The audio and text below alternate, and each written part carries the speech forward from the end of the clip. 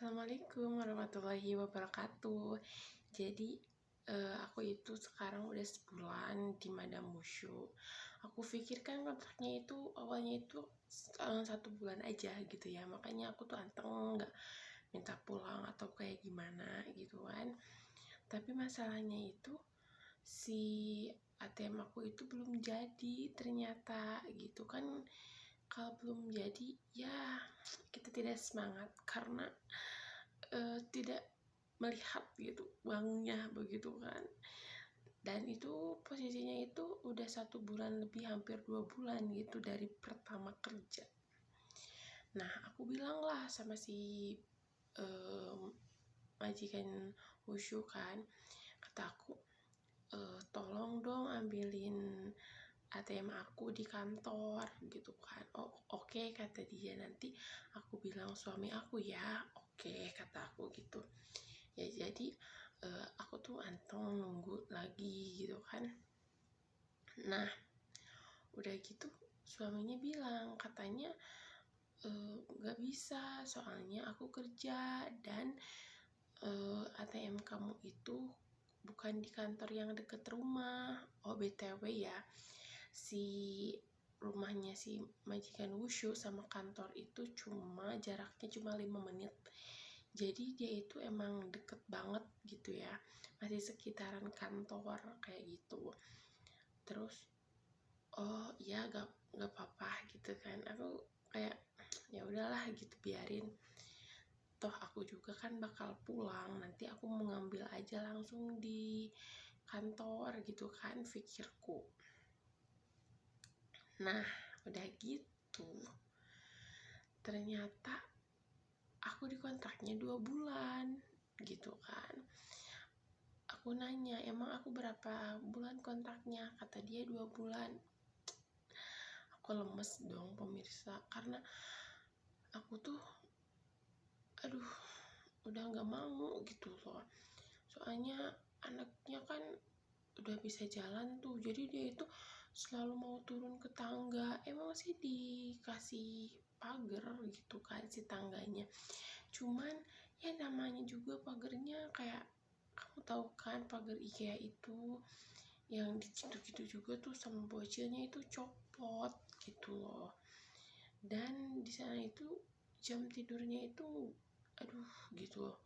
Jadi sekarang ya tidurnya itu jam 10:30. Enggak sih, jam 10:30 itu si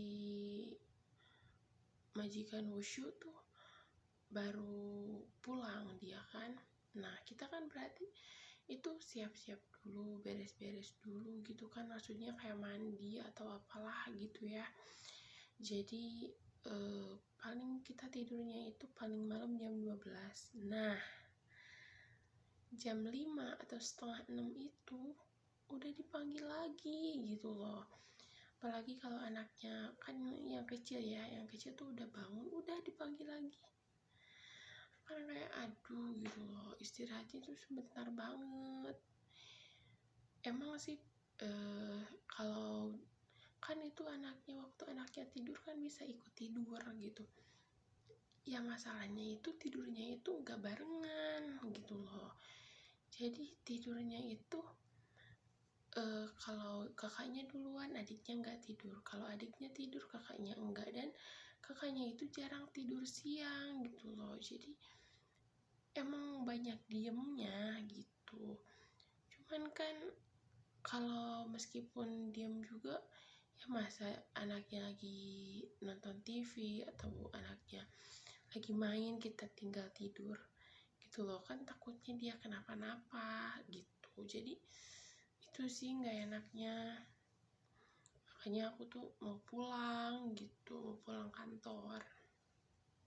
Nah udah gitu tuh kataku mana kaki udah pegel gitu kan. Soalnya si anak ini itu jadi kan yang sebelumnya juga itu kan kata aku sama teman aku yang orang Indonesia juga, jadi kalau sama dia itu suka digendong gitu ya, suka digendong pakai aisen gitu, kamu tahu kan yang kain jarik gitu. Nah di sini itu ada selendang atau kayak selimut gitu, dia gunainnya itu. Jadi si bocil ini ya, kalau dia nggak digendong itu nggak tidur gitu loh. Jadi kadang kalau apalagi tuh kalau dianya lagi pilek gitu ya, jadi bisa tidurnya itu dalam gendongan, kayak kita tuh gini aja gitu loh, kan kayak aduh gitu, berat lah ya. Jadi kataku, aku minta pulang, kepalaku pusing, kataku gitu. Terus kata dia, ya udah istirahat dulu aja, kata dia gitu. Aku tuh 2 kali minta pulang belum dipulang-pulangin, dan yang ketiga kalinya aku baru tuh dipulangin, dan itu 1 bulan 3 hari jadinya gitu. Nah pas pulang kantor itu, kamu tahu ternyata itu tuh ada kayak gak tahu kunjungan, gak tahu emang dia atasannya. Ya Allah, itu ada berapa orang, 10 atau 11 orang gitu ya. Astagfirullahaladzim, itu semuanya dimarahin dong sama atasan kantor gitu kan, gak tahu direkturnya, gak tahu apanya lah gitu, gak tahu supervisor atau apa gitu, pokoknya dibilangnya itu kayak mundir lah gitu. Astagfirullah, kita dimarahin. Dia bilang gini, kamu tahu setan itu kecil, aku itu kabir, aku itu kayak bukan rajanya setan lagi, kayak gimana ya, aku tuh lebih besar daripada setan, kata dia. Jadi kalau kamu kerjanya gak benar, kamu pulang pergi, kata dia. Aku bakal ada di sini, cina kamu langsung berhadapan sama aku, katanya gitu.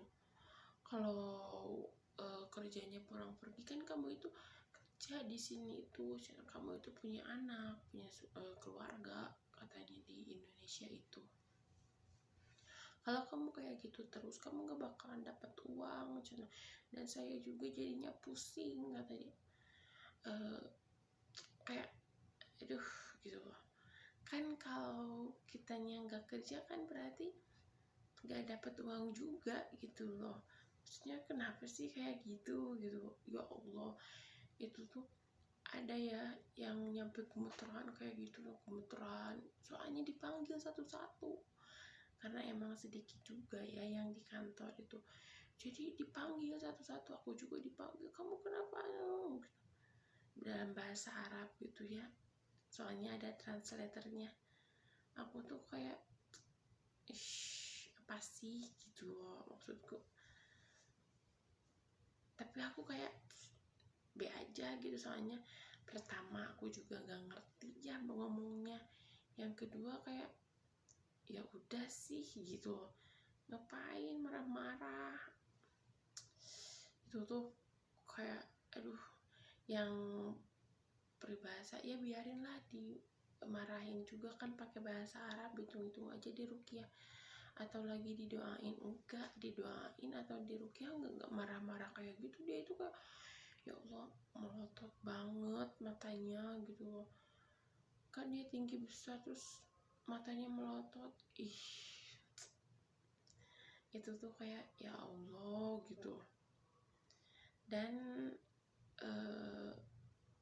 dimarahinnya itu lama, kamu tahu, dari sebelum azan asar nyampe mau adzan maghrib, dan itu tuh posisinya belum pada sholat gitu loh. Jadi kayak aduh, ini sholat jam berapa gitu loh, soalnya itu benar-benar ya Allah gitu.